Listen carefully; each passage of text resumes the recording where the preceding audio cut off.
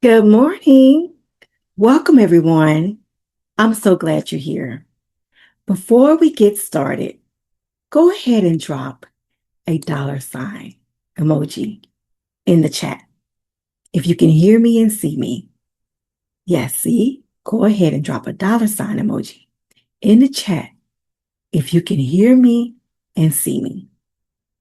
Then I'm going to need to know, how are you feeling today? If you can, drop a question mark if you've been meaning to get your money in estate handled. Now, you can drop a fire emoji if you're done delaying and you're ready for structure. Okay, let me see. All right, I see some fire emojis. That's a couple of question marks. That's okay. Well, good. Let's get to work. Before, let me start with this. I want to make sure that you know right now that 2026 is your year to protect your bag, grow the bag, and enjoy the bag, and plan, and then pass the bag on. Okay? And this is your step. Then I want to make sure I set the tone. Let me say up front, so there's no confusion about who I am or how I operate, because I want it to be really clear that I don't do fear marketing. I am a probate and estate planning attorney, and I want to set the record straight about probate. Probate court is not the enemy. Probate is a necessary legal process, and in many cases, it is the only lawful way to transfer property from someone passes. Well, actually, once someone passes, especially when he or she dies without a plan. So think of this. Judges don't create problems. Courts don't create chaos. It's actually the lack of structure that does. So what people hate is not the court. What they hate is confusion, delays, and preventable mess that happens when there's no structure. Okay. Now, my work is all about helping families reduce unnecessary court involvement by planning properly on the front end. Now, that distinction, I believe, matters. Now, look at here. I also want to say this. Here's my disclaimer. Just because I'm an attorney does not mean that I'm providing you legal advice. If you want that type of service, you need to contact my office, or you can find an attorney in your local area. But what you more than likely is going to have to do is sign an attorney-client agreement and pay the necessary legal fees. So the information I'm providing is just for educational purposes only. Okay? Who this is for? This session is for people who earn good money, work hard, take care of others, and know deep down that things should be more organized than they are. If you're looking for shortcuts, gimmicks, or someone to blame, this really isn't for you. But I'm telling you, if you're ready for structure, direction, and you're willing to take ownership, you're in the right room. All right. Who am I? My name is TaQuita Hogan-Claiborne. I'm also known as your Texas Law Diva. Again, I'm a probate and estate planning attorney. I'm also a legal educator. I'm the founder of my own law practice. It is the law office of TMAC. I'm also the owner of Moolah Management. Again, I spent over 20 years teaching law, practicing law, including as a chief legal officer advising multi-million-dollar corporations from California to Singapore and other countries and states in between, representing global organizations, guiding families through complex legal and money decisions. And if we never met before, here's what you need to know. I am a first generation net worth millionaire, a legal expert, a wife, a mother of 2 wonderful children. And again, for the last 20 plus years, I've been in the trenches of both law and life. So I practice what I teach. Now listen, it didn't start that way. I'm going to be real with you. If you're okay with me being real, can I go ahead and get you to type real in the chat? Go ahead. Type real in the chat. Let me see. Okay, I see. Type in. Okay, good. Thank you. Thank you. All right, here it is. Credentials don't protect you from disorganization. Structure does. Okay, now let me get personal. Before I do this, do I have permission to make this personal? I do? All right. My husband and I haven't always been high income earners, but after working several years in our professions, we eventually became multiple six-figure earners. Me personally, again, represent multi-million-dollar corporations across Houston and globally in immigration matters on one side of my legal practice, and I was handling probate and estate cases on the other side, as well as I was teaching full-time for a legal studies program. Now, my husband, he has multiple talents, from being a jazz, classical, and gospel music piano accompanist to a certified consultant in e-discovery.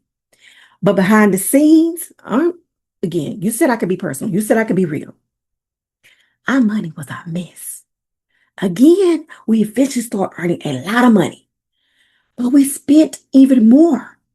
We were requesting extensions from all our lenders, asking for deferments, facing repossession warnings, receiving foreclosure notices, spatting each other about who was spending all the money, exalted from just chasing Peter and then borrowing from Paul. And then came some wake-up calls. Now, this first call, it was from a creditor. When this creditor literally mocked me. I called them up again, asking for an extension. And the person on the other end of the phone said, another extension? Again? For the same reason? I'm going to send it to the underwriter, but I doubt if he approves this again. At first, after I heard this conversation, had this conversation with this person on the phone, and heard this, and I'm responding to me in that way, I was upset. I was like, how dare she talk to me like this? Then I really became ashamed. Then as I really started thinking about it, that shame started hitting me hard. Then later on, and not the same day, but just later on, I had an estate planning client question me, asking me, Attorney Claiborne, what about your estate? How do you manage your estate? And I remember in that meeting just freezing. I froze up. Honestly, I was thinking, why is she all in my business? Because the truth was, it was a mess. Our estate was a mess. Shortly thereafter, though, I was like, you know what? It's time to make some decisions. We got to make some changes. No more winging it. No more being successful, but all unstructured. I got myself a financial education. I enrolled into a financial program. We start building systems. We start creating structure. We paid off debt like $40,000 plus. We paid off all three of our cars, including two luxury cars. We start cleaning up our credit. I'll admit though, our credit is perfect, but it's better. We're still working on it. It's a work in progress. We just started reducing stress. And in all honesty, I started to feel peaceful. And we found again more peace. And now, all this I know I've learned. I teach others how to do the same. Yeah, that's why I teach this, because it's not theory, it's real life. Here, today, we're going to do just one simple thing, but it's an important thing. I want you to take a minute now and type 1 in the chat, okay? Put a number 1 or type 1 in the chat. Who's typing? I see you. Thank you. Type 1 in the chat. All right. We're going to start by identifying what you already own. Not everything. It's not going to be perfect. So not perfectly, just enough to get you moving in the right direction. Every week in these sessions, you'll walk away having taken a real step. And at the end, I share how you can join me January 5th in the Secure the Bag Challenge, the hands-on event. The challenge helps you build on these steps and prepares you for my birthday cohort lunch in the week of January the 20th. Yeah. That will be for those who are ready for the deeper work, okay? Again, but that's going to happen later because today is all about starting correctly. All right. I want to warm up with a quiz. Just a quick little pop quiz, okay? Y'all ready? Again, no judgment zone. It's just a little insight, a little quiz. Question 1. What percentage of Americans do not have an estate plan? What percentage of Americans do not have an estate plan? Type your answer in the chat. Type your answer in the chat. A, B, C, or D. A option is 25%. B option is 46%. C option is 67%. D option is 80%. Type your answer in the chat. Let me see. Okay. I see there are some A's, C's, a few B's. I see a D or two. Okay, let's see.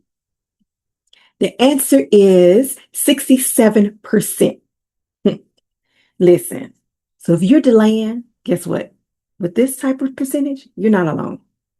But you've been exposed, okay? We're going to have to do something about that. Let's move on to question number 2. In question 2, what is the median net worth or wealth comparison to white households versus black households? What is the median net worth? That's the wealth comparison between white households versus black households. Okay. Again, if you just need a little bit more reference, again, when I'm talking about the median net worth, you're looking at the middle point between both groups of net worth. They're saying all the value, ranking it from the smallest to the largest. We just want the middle point.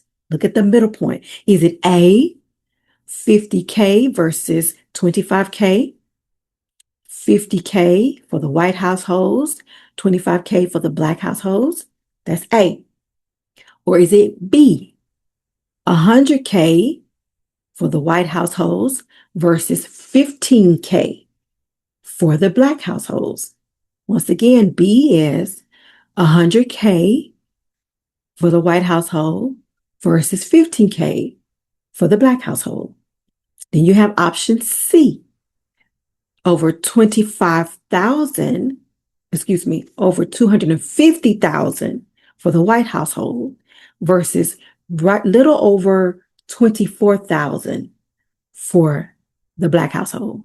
250 versus 24. 250K versus 24K. That's C. D, 500K versus 75K. 500,000 for the white household versus 75,000 for the black household. A, B, C, or D. Please put your answer in the chat. What do y'all have? Let us see. Okay. I'm going to go ahead and give you the answer. The answer is C. The 250K versus the 25K, well, 24K. Okay. Now, let me give you a little background here. As of 2025, there isn't per se a median wealth figures official report available, but they have taken reports from 2022 forward. Who is they? We're talking about the Federal Reserve Board, the U.S. Census Bureau, and there are some other sources that they've again have shown that there is a significant and widening racial wealth gap between the white household and the black household. Okay, again, this is just insightful information, not to create any type of judgments. But we're moving on to the next question. Question 3. What percent of six-figure earners live paycheck to paycheck? What percent of six-figure earners live paycheck to paycheck? Look at your options. Option A, 10%. Option B, 22%. Option C, 36%. Option D, 48%. Put your answer in the chat. What do you think? A, B, C, or D? What are your options? A, B, C, or D? What do you think? What are your options? Let me see. Let me help you out. None of the above. All the answers are incorrect. Look at those numbers again. 10%, 22, 36, 48. No. Now, the 48%, that's just 40% of those earning $100,000 or more a year. They say they've living paycheck to paycheck. That was a point. But at the beginning of 2025, that number shifted. It was 48%. But at the beginning of 2025, that number shifted to 57% of Americans saying they live in paycheck to paycheck. Now, we're at the end of 2025, and there's been more reports. The financial wellness studies have found that now the number is at 67% of Americans are living paycheck to paycheck. But let me tell you something. Here's the truth. Income is not the issue. Structure is. And in 2026, this is going to be your year to build structure. Go ahead and type in the chat 2026. Okay? Because if you believe your income, assets, and estate deserve one clear, simple system to protect your peace, then the rest of today is going to click for you. But most people don't know what their estate actually is. Again, most adults think their estate or an estate is something you get later or something only wealthy people have. And what's happening? This misunderstanding keeps people all unprepared. The truth is, if you own things of value, you already have an estate. We just saw how, again, more than 67%, not even 48%, more than 67% of Americans have no estate plan. Why? Because most of them believe they don't have enough to even plan. Like, why plan? I don't have anything. But it's so untrue. Let's see. I'll need you to take out a piece of paper. I told you at the beginning to have a piece of paper, a pen, or a pencil, a notebook or something. If you don't have paper, open up your note app on your phone or your laptop or your desktop. Okay? All right, you got it? Now, on that paper or laptop or note app, whatever you're using, I want you to write this at the top. My estate. Write it at the top. Type it at the top. My estate. Is it there? All right. Now, write down 3 things you own that have value. Don't overthink it. Come on. Just 3 things. Write them down. I'll give you a few seconds to write it down. 3 things. Just 3 things. Write them down. You got it? You got 3 things? Come on. 3 things. All right. Now, if you wrote anything down, as long as you don't have anything blank on your paper, guess what? Congratulations. You have an estate. Whatever it was. That's a start. Most adults never acknowledge ownership until somebody dies. And then what happened? The court has to sort it all out. We're not doing that. We're not doing that. You have more to protect than you think. Again, you might be thinking, I don't have enough though. Let me introduce you to Tasha. Again, the young lady in this slide is not actually Tasha, but this young lady is going to be a representation of Tasha, okay? Tasha happens to be one of my clients. She actually thought that she really didn't have an estate. But when we sat down and listed everything out, we saw that her estate value was well over six figures. Look, nothing changed from before the time that we start writing the things down to after, except awareness, when she actually became aware of what she has. So what is an estate? Let's talk about it. What is an estate? Let me start off with saying a estate is not a mansion.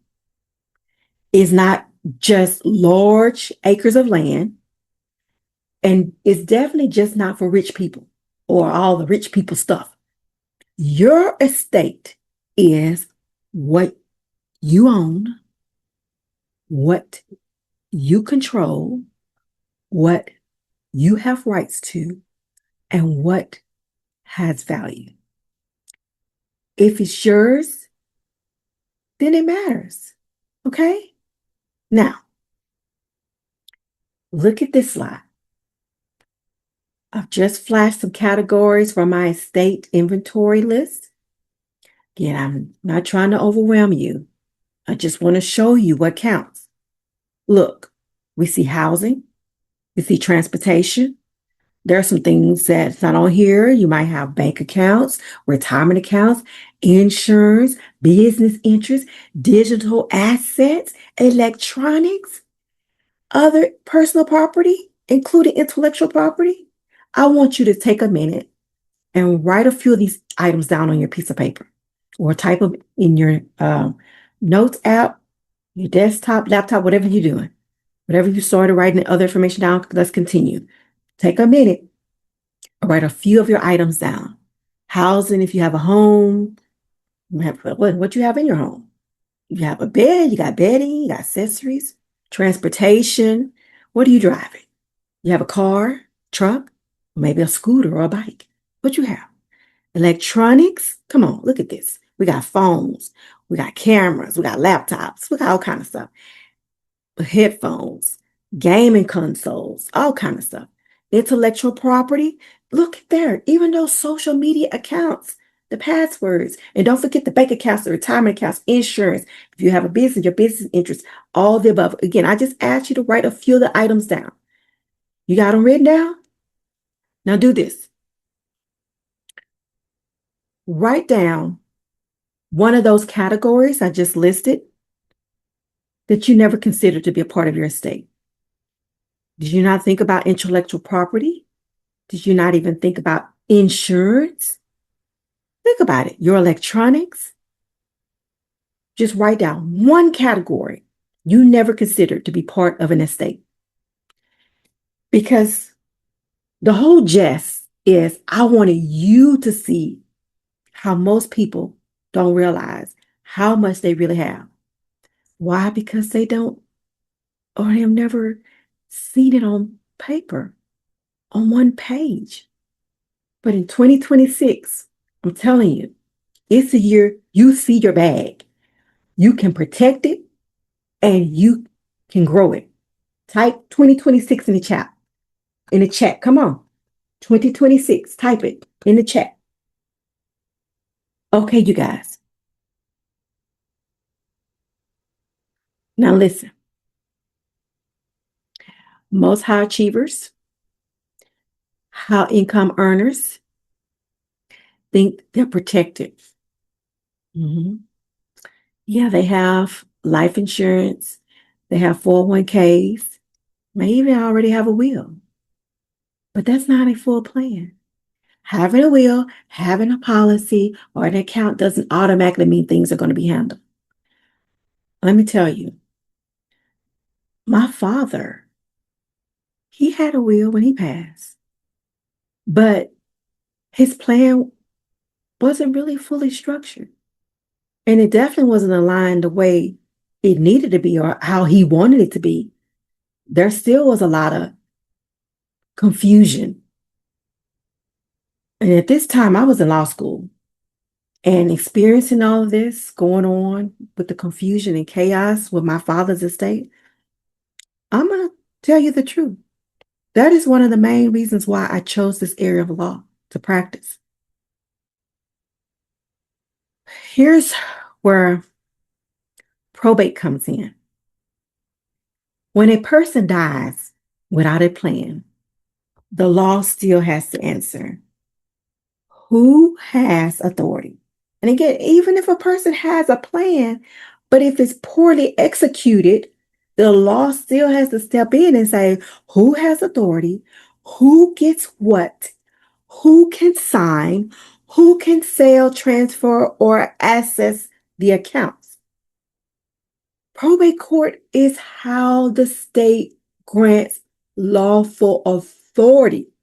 You need the judge in most cases to give you a written document, that order, that judgment, so you can have the power to request items to be removed from the decedents. That's the person who has died, named to someone else. You can't do it without it because that person is deceased. They can't sign documents for themselves anymore.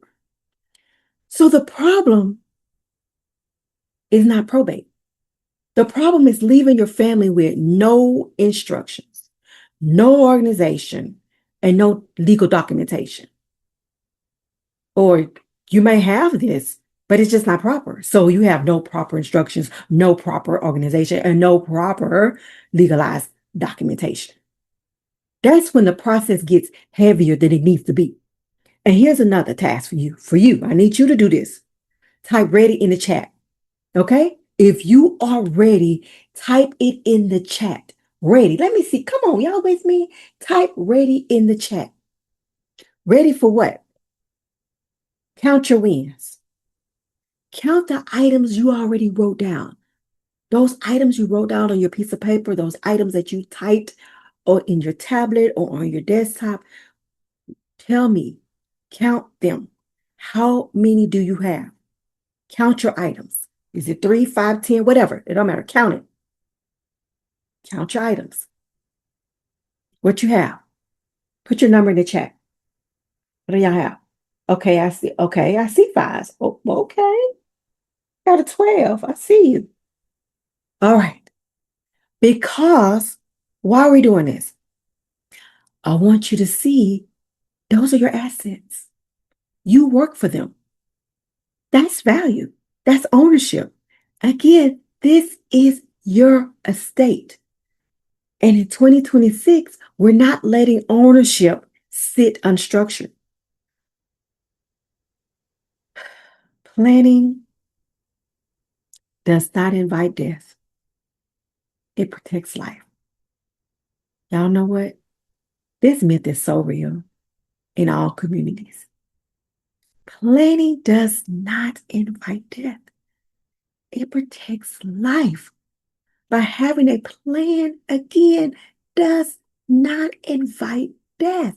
It invites peace. Legacy is not about dying. It's about how you organize, protect, and enjoy what you built while you're here. That's value. Value you worked for.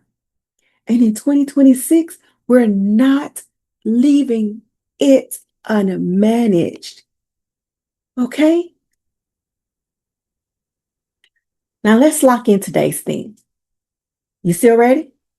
Let's lock in our theme. Protect the bag so it doesn't leak. Grow the bag. So why? Because you work. Actually do what it needs to do. You're going to let it multiply. Enjoy the bag. Please enjoy the bag.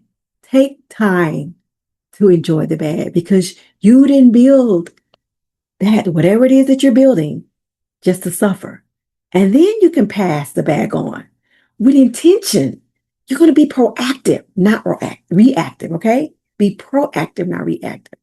That's legacy without torture, without agony, or no self-destruction.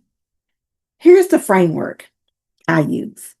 It's called Legacy Smart Plan, okay? The Legacy Luxe Smart Plan.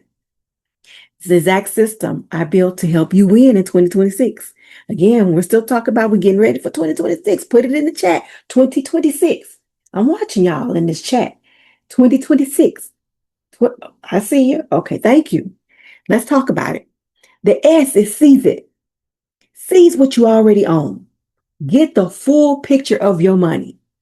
M, manage it. Turn chaos into clarity. A, accelerate it. Grow money intentionally. We're not doing this accidentally anymore. We're going to be intentional about it. R, retain it. Protect what you built legally. Transfer it. Pass the bag on with confidence. Okay, when the time is right. But until then, I'm telling you to enjoy it. Okay, take some time out to enjoy it for yourself. The order matters. We start with what do you own? Because people can't protect what they don't take the time to identify. You cannot protect what you refuse to identify. One last little quiz. Now, listen, I'm going to tell you right now, this is where people start getting separated. Some of you are ready to make a move fast. Some of you need a starting point. And some of you carry more assets than your systems can actually handle. So I built a quick assessment, just about it. Take a minute. I'm going to drop the link to my legacy readiness quiz. It also has the scoreboard attached. It only takes, again, about 2 minutes. It's going to tell you which bucket you fit into. What's it been exposed in your estate? What needs to be organized? What maybe your next steps? Again, it's not just entertainment. It's just a little quiz to give you some direction. Okay, let me drop the code. Hold on, let me get the code. I'm gonna drop the code for you. Let me find it here in the chat. All right, there it is. You have the link to the Legacy Readiness Quiz. It's also going to give you your scorecard once you complete the quiz. Now, listen, y'all. If you want to take the time to take that little 2-minute assessment, you're probably not ready for the next step. But that's okay. It's okay. We're building generational wealth builders. But these are the individuals that are ready to become legacy architects. Here's the path. Today, you recognize your state. And you can notice that you have some exposed gaps. But January 5th to the 9th, I have secured the bag challenge. That's where we're going to expand and organize what you started today. So if you want structure around your money and your assets, the challenge is where you prove you're serious. I want you to register. Go ahead and register for the challenge, okay? Let me take the time and drop the registration for the challenge in the chat. There it is. There's the registration for the challenge, okay? You can go ahead and register. Again, the challenge is not until January the 5th through the 9th, which is the Secure the Bag Challenge. Because that challenge is the only step after today. This is where we take, again, what you just saw and actually build your structure. Now, for those of you who are already wondering what comes after the challenge, yes, I do have that 90-day Legacy Luxe birthday cohort that begins the week of January the 20th, but access to it doesn't happen until you're in the challenge. So you get access to the cohort through the challenge. Today, we're not talking about skipping steps, so we're not even focusing on the cohort. Today is about taking the right one. Okay? So, in closing, let me end like this. If you're serious, you at least take the assessment quiz. Okay? If you're ready, you go ahead and register for the challenge. Everything else comes later in that order. But you're going to do today, start protecting the bag, grow the bag, enjoy the bag, and then pass the bag on. Well, we're done playing with your legacy. I want to thank you for your attention, and I'm going to tell you to have a good day. But be sure to go and drop your questions and comments in our Secure the Bag Society in the school community. Because until next time, I'm going to see you right here via Zoom. Bye-bye.